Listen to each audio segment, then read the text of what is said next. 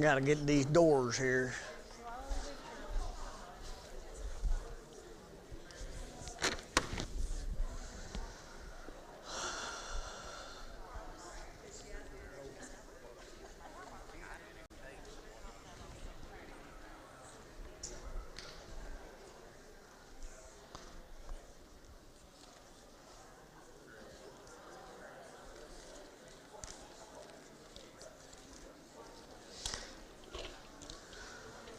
We'll go ahead and get started.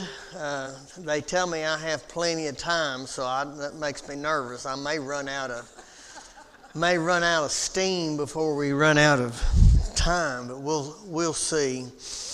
Chris Wilson asked me if I would teach Proverbs, and I was just telling Daryl that when he asked me that, it scared me to death because Proverbs is a whole bunch of Proverbs, and they're one sentence, usually one sentence. And when I grew up, you could do like Genesis, or you could do Romans or Acts, and you had you could make it flow. But Proverbs, you jump to the next one, and it's completely different. So he kind of helped me by giving me an outline, and we're going to talk about topics instead of individual proverbs as far as teaching all the proverbs. Let me start out by saying this. Okay, when I was, when you're in grade school, you have memory verses. And when I was 4, 5, 6, 7, 8, you have these memory verses. Okay, I'm going to say something, and I want you to finish it for me out loud, okay? Each one of you knows one proverb that I know of. Now, I'm going to say it, and I want you to finish it. Train up a child in the way he should go, and there. Okay, that's our memory verse for today. That is so true. But I was thinking about that when Chris said, I want you to teach this class. And I thought, well, I know one proverb already. And in my life, in my 37, I'm 66, but in my 37 years of my job, what I did, I've never seen it in my life. When I started in the late 80s, I started prosecuting people in their 20s and 30s and 40s, and as we've gone through the years, about half my time of 37 years, they had kids, the people that I prosecuted, and they grew up. And then later, when I became the DA, then I was prosecuting grandkids of the parents and the grandparents. And I really came to believe that proverb because I saw how these children were raised. And the way they were trained up is the way they turned out. Now, I'm talking about in a negative way, but that scripture is so true. Okay. Is there anyone here that can define the word Proverbs for me? The word Proverbs. Not everybody at one time. A what? It is. It's an ancient teaching, and when we think about it, we think, and I think I wrote it down, but I don't know what I did with it. We think about Plato. We think about, and I have a hard time saying this, Confucius. Yeah, we think about him. We think about all these ancient people that said things that some of them are pretty smart, but then we can come forward a little bit. What about Benjamin Franklin? He said some things, didn't he, that was pretty good. I've been trying to, boy, she'd get mad if I say this, if she knew I said this. I've been trying to teach Michelle for 44 years now. A penny saved is a penny earned. And don't y'all tell Michelle I said that. But anyway, that's a proverb. Benjamin Franklin said that. And then as we get on in the 20th century and 21st century, there's always been scholars and academic people and writers that have given us proverbs. I looked it up because I always like to get Mr. Webster to help me when I define something, because just because I know it in my mind doesn't mean I can explain it the right way. Here's one definition of proverb: a short, concise, and forcefully expressive saying stating a general truth or piece of advice. Okay, that's the Daniel Webster version of it. And let me tell you about the time the book of Proverbs was written. It was written roughly 971 to 931 BC. If you remember, we come this way. We come backwards with the numbers. So 971 to 931 BC. It's attributed to Solomon, of course, because it talks about Solomon.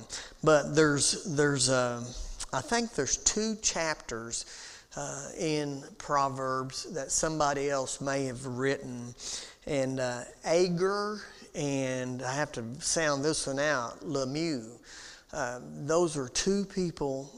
One of them wrote Proverbs 30, and one of them wrote Proverbs 31, verses 1 through 9. And there's not a lot known about those 2 men. On Agur, the only thing we know about him, and it's kind of ironic, but that he was a wise man, and that's what we know about him. The king was Bathsheba's son, and I never really realized that till I started studying this. It's a collection of sayings, a collection of instructions. Years ago, when we were still in the old building, the fellowship hall out there, I remember teaching a class on the 10 Commandments. And, we've had one here with Mike teaching the 10 Commandments recently. And I had never thought about this book that I was studying out of. When we think about the book or the 10 Commandments, we think about don't you do it. We think about no, no, no. It's like a mother or father telling their child, no, no, no. That's how I grew up, thinking it was negative. But this study that I did for the first time in my life, I saw it different. I saw it as positive. And this author, he said, I want you to think about it this way. I want you to think about God coming up to you and putting his hand on your shoulder and saying, son, if you will do these 10 Commandments, your life will be so much better. And I never thought about that. I always grew up, no, I'm not supposed to lie, I'm not supposed to cheat, not supposed to cuss, not supposed to commit adultery. I did all the no's. And once I saw that and started studying about it, if you think about it, that's all it is. God knows what's best for us. God puts his hand on your shoulders and he says, if you will do these things, your lives will be so much better. Think about it. Think about if you don't, people who commit adultery.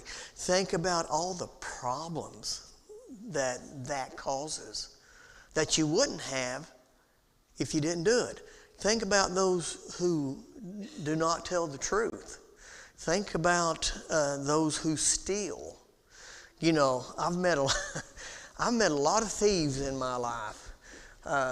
And people will steal anything that you don't have nailed down, and I've seen a few tear up stuff to steal it too. So, they have claw hammers. But think about that.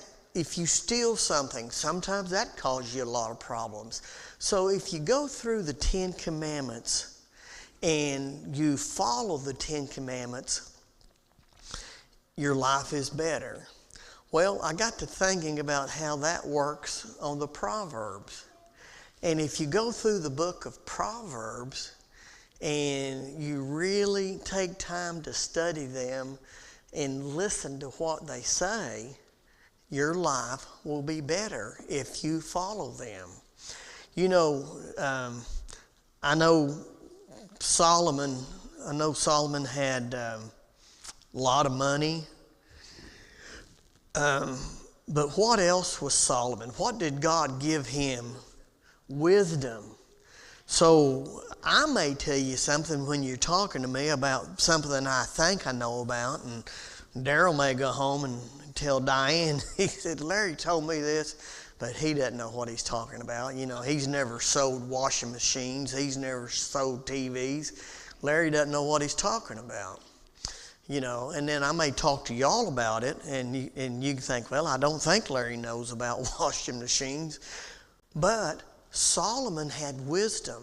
So when you see what Solomon said, he knew what he was talking about.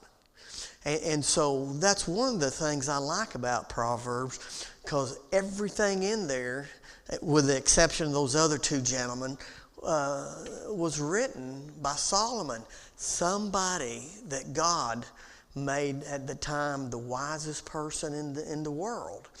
And so we can take those Proverbs, take them to heart, and we can make our lives better. And when we talk about Solomon being wise, you can say, well, now, Larry, wait a minute. God is the one who's the author of the Bible. And that's true. Oh, I'm sorry. Yes, go ahead. I was going to say that Solomon asked God for the wisdom to lead his people, and then he in turn wrote Proverbs, most of the Proverbs, and then Ecclesiastes, which is going to lead people. Yeah, if everyone couldn't hear that, he talked about how Solomon asked God for wisdom. You know, when I was once again in Bible school, I remember the teachers teaching me about how Solomon didn't ask for money. He didn't ask for fame. And I've never forgotten that as a child. He said he asked for wisdom. And then the story goes, not only did God give him the wisdom, then God said, by the way, I'm going to go ahead and give you riches and give you fame, give you, the kingdom. You're going to be so powerful. And, if somebody said, what do you want, Larry? I might ask for a little money. I don't know.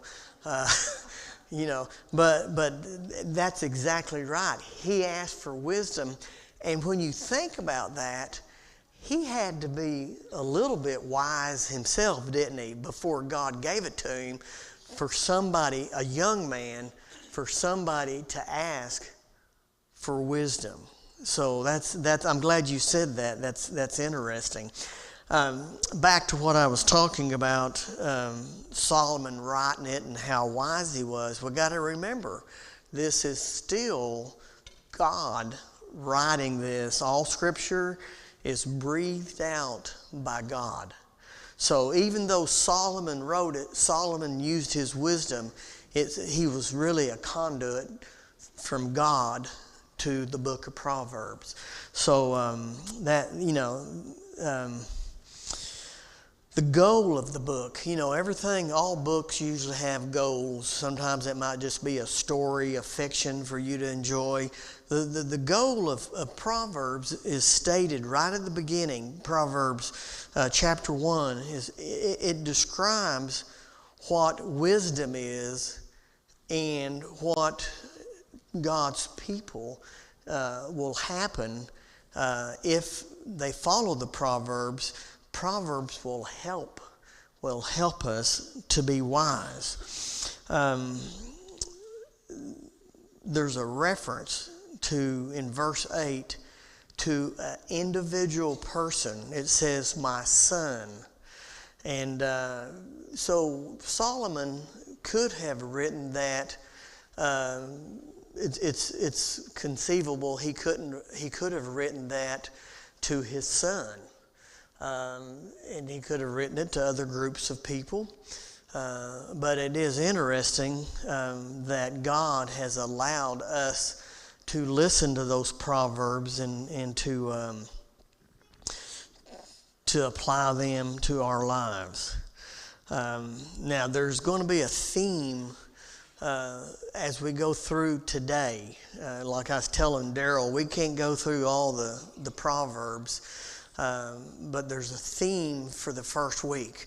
Chris wanted me to do 8 weeks on the book of Proverbs, and I'm kind of like the preacher. I'm not very good in math. I mean, I am really poor in math.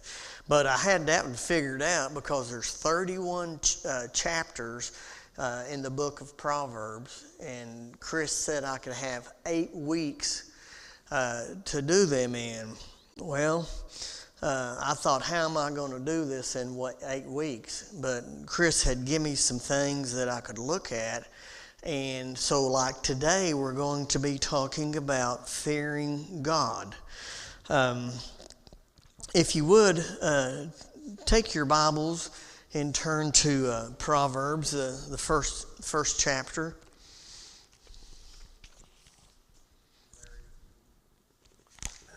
I recall that Brother Dan, conversation we had about school and everything, and he said, Jerry, there ought to be a policy that every senior in high school need to be able to be taught this book on Proverbs. And he said, if you get past the bureaucracy and the objections of some people, he said, but the ground seniors graduating high school in this book, with the wisdom that's in it, that comes from the wisest man ever created, he said, don't you know that it would have to make a difference in the lives of some of them? I think you're right, Jerry, because Proverbs, as far as all of our ages, now there's no children in here, okay?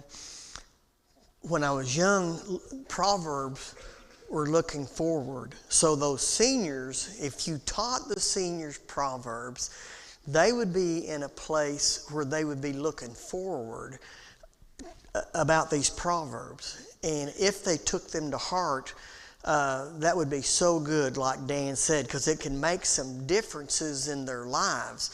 You know, I've been down some roads before that I should not have been down. And Jerry, I think about you, and you know, I was told a long time ago, don't say people are old. Okay, a lot of us in here are old, but I'm not going to say that. And what I'm going to say about Jerry is, I'm going to say Jerry is mature in years. Boy, that sounds a lot better, doesn't it? Okay, Jerry, would this be a correct statement? Your maturity, well, when you were a young man, you read the book of Proverbs, I'm sure. Now that you're mature in years, can you look back on Proverbs and say, boy, isn't this true? And when you said that about young people, that made me think. There's something there for all ages. If we'll do it when we're in school, it'll be I call it a road map. It'll be a road map for us to go somewhere and to get there safely, okay? When you get our ages, you can look back. I look back and I think, I wish I'd have listened to this verse. I wish I'd have listened to that verse. It kind of makes you a true believer when you get our age. There are 2 young people in there. So how old are you?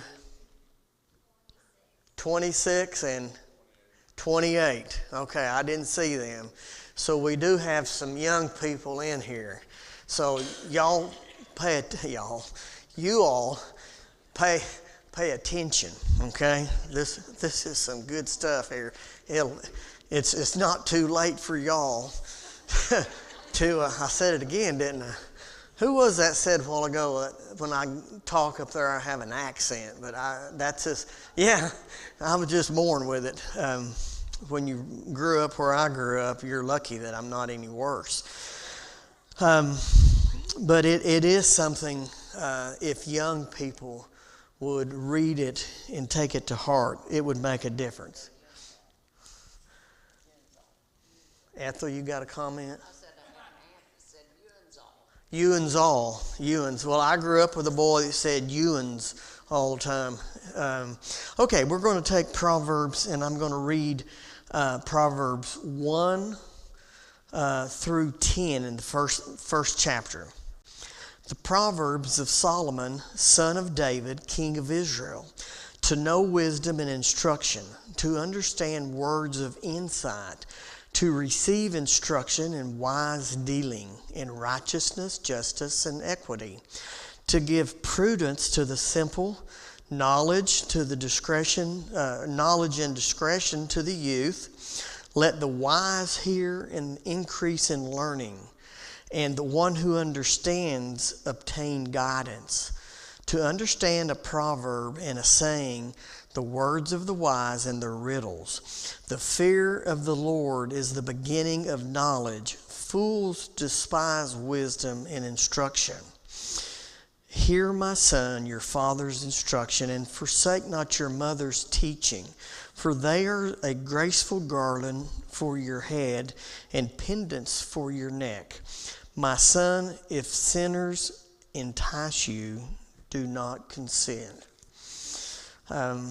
Okay, so there's 10 verses that's really got a lot packed into it that may be our introduction for today. Verse 2 uses the word insight. I've talked to people before and said, hey, can you give me some insight to how this works, or give me some insight to what's going on? Well, the word insight, and I kind of studied on that word too. It is a deep understanding, So it says to understand words of insight. You know, I could go to math class and when I leave, I still don't understand it, so I don't have any insight to it. God, through Solomon, is saying here, you're going to get some insight from this if you will pay attention. You'll also going to know wisdom. It's going to be something that comes to you. You're going to be wiser for studying this book, for listening to these proverbs, for putting these proverbs into your life, into your daily life. You're going to be wiser. Okay, let's look at verse 3. To receive instruction in wise dealing, in righteousness, justice, and equity. There are some talk about being prudent. I don't have that particular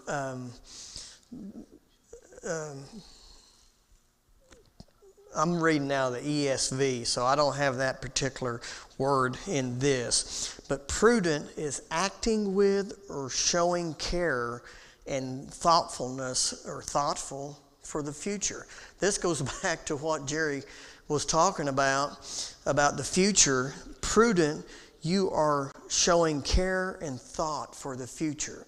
If they taught these school students these proverbs, that would be something, be care and thought for the future. And so that's something that you can get out of this. Proverbs 1:4, to give prudence to the simple, knowledge and discretion to the youth. Now, when we talk about simple, we think about things that we can understand, things that are not complicated, things that are just easy to know about. In this particular use of the word, it's the Hebrew word for simple denotes a person who is gullible, without more direction, and inclined to evil. So this verse talks about what is this book written for? It's written for people. And it's not cutting us all out and saying, well, you're simple and you're not, you're smart. It's talking about us as a people, that if we don't know what's in the book of Proverbs, we're simple.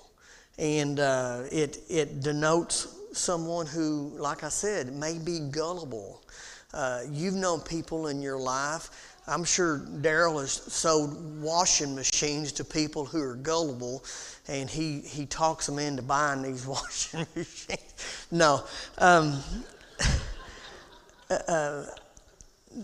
This phrase, without moral direction, met a lot of people in my line of work in life that they do not have any moral direction. None. There's nothing for them to fall back on, and that's the direction they go. Has nothing to do with morality, okay? And then, of course, that last part, incline to evil. We know a lot of people that doesn't have moral direction, and what are they inclined to do? Jerry, what are they inclined to do if they don't have moral direction? Yeah, and they don't have the ability to not make those mistakes. That the grandparents, the children, and the grandchildren I started out talking about, I'm not making excuses for them, okay? Everybody gets to a certain age, you know right from wrong.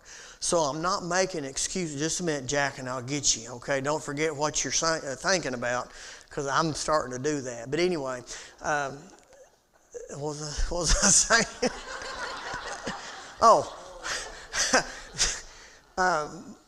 These people, the grandparents, the children and the grandchildren, these children and grandchildren that are doing the same crimes, be it drugs, be it stealing, be it, sexual problems, whatever problems they're doing, and I'm not making excuses, they have inherited those problems. And this is bad grammar if you're listening to me, they cannot not do these things, okay? Because that's all they know. They haven't had any direction. So this verse 4, to me, it's a good verse for me, because it's telling me, look, if you listen to these things and implement these things, it's going to send you in a direction that's good. It's going to give you a moral direction. Okay. Now it talks about. Let me see here if this is the verse 5. Let the wise hear and increase in learning, and the one who understands obtain guidance. So now he goes over to some of us that have had training, that have had people in our lives that have taught us some things that we have maybe a little wisdom. But you know what God says? God says, I don't care if you've got a little wisdom, you can always do better. I went to law school with a girl from Muskogee, and Pat's been in law school. Anybody? Chris and Rob's not here. Pat, is pretty hard, wasn't it, to go through law school? And you go through undergrad 4 years, and you graduate from undergrad, and it's kind of like, I got me a college degree. And then you go to law school, and everybody in that class, everybody, is as smart as you or smarter. Yeah, there wasn't anybody in there that was dumber than I was, okay? So everybody's smart, if not smarter. Well, I sat beside this girl, and I made A's. I know it's hard to believe, but I made A's in English and Northeastern. So I thought I could write. Well, one of the classes at law school is a writing class, and you don't write stories or anything. You write legal things. And so this teacher was teaching this writing class, and we wrote papers and turned them in, and I got my paper back, and my paper had a D on it or an F. I'd never made a D or an F in my life.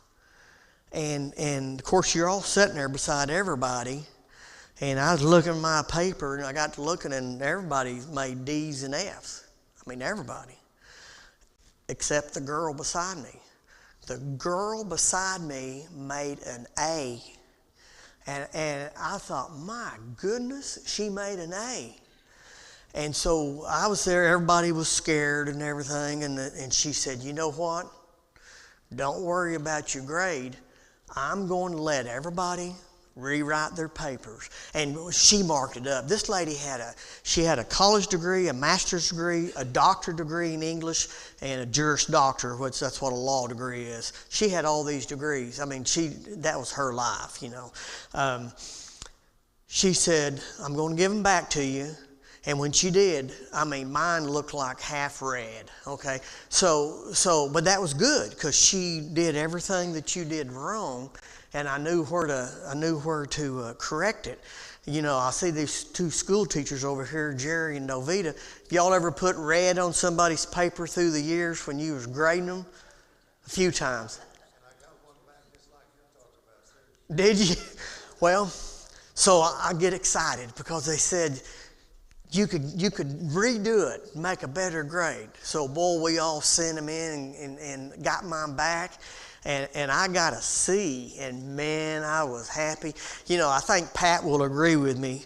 C's in law school are A's in undergrad, okay? You get a C, it's a good day, okay? And there's an old saying in law school, see your way through school, okay? And that's a true story, okay? And so I never made anything less than a C. I made 1 or 2 B's, made 1A in 3 years, okay? So I can't brag. But anyway, this girl next to me, she gets her paper back, and I look over there, and she's got an F. She has an F on her paper. And I said, what in the world happened? And she said, I don't know. She said, I turned the paper back in just the way it was because I had an A. And what that professor said, you can always do better. Always do better. And that's been a lesson to me, not in the law, but that's been a life lesson. When you get do-overs, do it. Do it better than what you did. And so when God's talking here, let the wise hear and increase in learning. So if you're wise, God's saying you can still do better. So listen to these things, okay? You'll be a little bit smarter. You'll be a little bit better than you were. Okay, let's go to 6. And listen, if y'all have comments like the two over here, please raise your hand and make a comment, okay? I like Betty. Hey, wait a minute, Jack. Yeah. Jack, I love you, but I'm forgetful. Do you remember what you was going to say? Okay.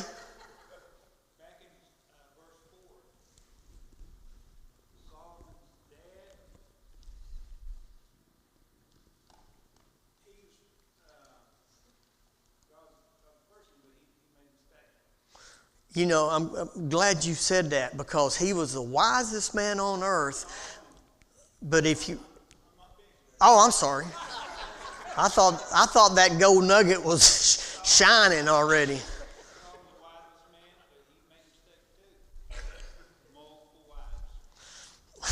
I thought she was going to say one wife, but no. He and that goes to show you it doesn't make any difference how smart we are. We can still make mistakes, okay? That was flat dumb, yeah. Yeah, Lewis. On that wisest person, if I want to get wisdom, I'm going to go to someone that knows their trade. If I want to know something about appliances, I go to Daryl, you know. So therefore, we want to know something about how to live life. Go to the wisest man that God ever created, and the book of Proverbs. You're right. The wisest man wrote that. We've got 5 minutes, so I'm going to try to get through this. Verse 6, the sayings of the wise. Not just anyone, like we've talked about, not anyone giving an opinion. The book of Proverbs, they're not opinions. The book of Proverbs, something real. Talks about in verse 7, we get into fear. The introduction of this theme appears, the fear of the Lord. When I was a kid and I read about fear of the Lord, I thought, I'm afraid of the Lord, and when I was young, I didn't have the right fear. But now, as I got older, I understood that type of fear is respect. You respect God. You revere God. You stand in awe of God. So that's the type of fear that I want you to have. The closest I can get to that for me is my dad.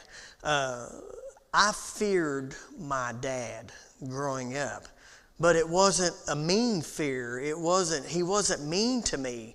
I respected my dad so much, and I knew that whatever my dad said was right, and I needed to listen to him. And so as I grew older, then I realized that's the same type of fear that we have of God, that we recognize who He is, that we recognize His abilities. Knowledge and wisdom, and I'll try to wrap it up here. Is there a difference between knowledge and wisdom? Okay, what Daryl says yes. What's the difference between knowledge and wisdom? Knowledge is just knowing a bunch of facts. Wisdom is knowing what to do with it. That is exactly right. I think Daryl was looking at my notes. Knowledge, you memorize. You know about washing machines and TVs and things.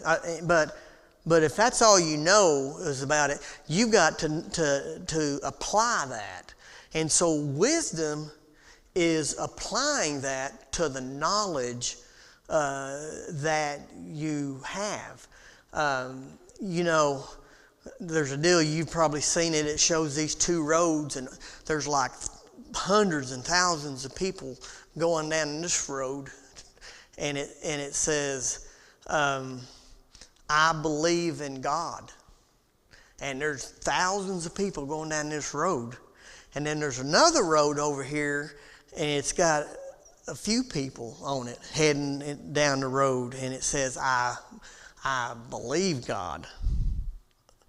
Does that make a sense to you? That's applying the wisdom to I believe in God to I obey God. I believe God. And so that's applying knowledge or applying wisdom to your knowledge. And that's what the book of Proverbs is. You can know everything. And okay, one last verse, and then I'll let you go. Ecclesiastes, you have this memorized, I'm sure, but I'll read it. Verse 13, the last verse in the chapter, the last verse that Solomon wrote in this book here. The end of the matter, all has been heard. Fear God and keep His commandments, for this is the will and the whole duty of man. For God will bring every deed into judgment with every secret thing, whether good or evil. So, wrapping this thing up today, the whole duty of man is to fear God. If you fear God, then you'll obey God and do what He says. That's from a man who's tried everything. Yes, Solomon tried everything, and he come up with that. So, hey, thank you all for listening. I'll try to do better next week. You can always do better.